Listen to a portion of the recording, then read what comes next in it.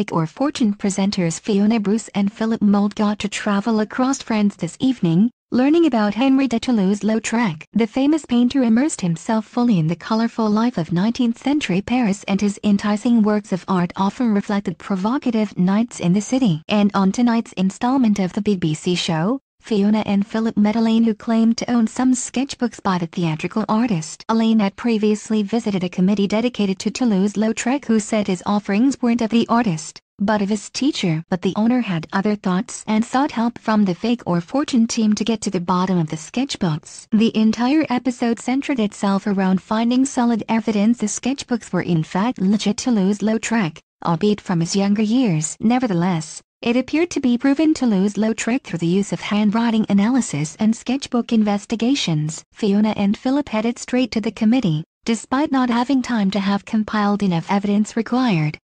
Although the team were confident, it seems they didn't expect what the committee's response would be.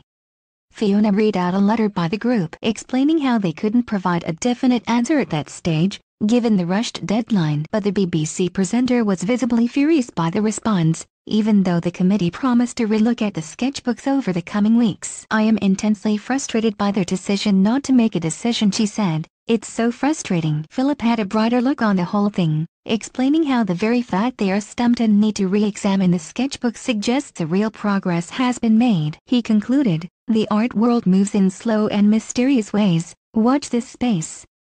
But viewers were on Fiona's side with this episode, taking to Twitter to express their frustration at the lack of definitive answer. "What was the point of showing this episode if we are none the wiser?"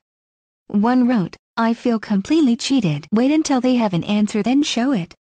Disappointed Toulouse-Lautrec, hope they come back to this later." Another added, "Disappointed by the outcome of Fake or Fortune tonight. I'm no expert, but I'm going with not fake." A third said, "So? Was it Fake or Fortune? I've spent an hour waiting and stressing over the verdict." Sick. It follows last week's Fake or Fortune, which saw Fiona Bruce speechless by the final verdict. Fake or Fortune continues next Sunday on BBC One at 9 p.m.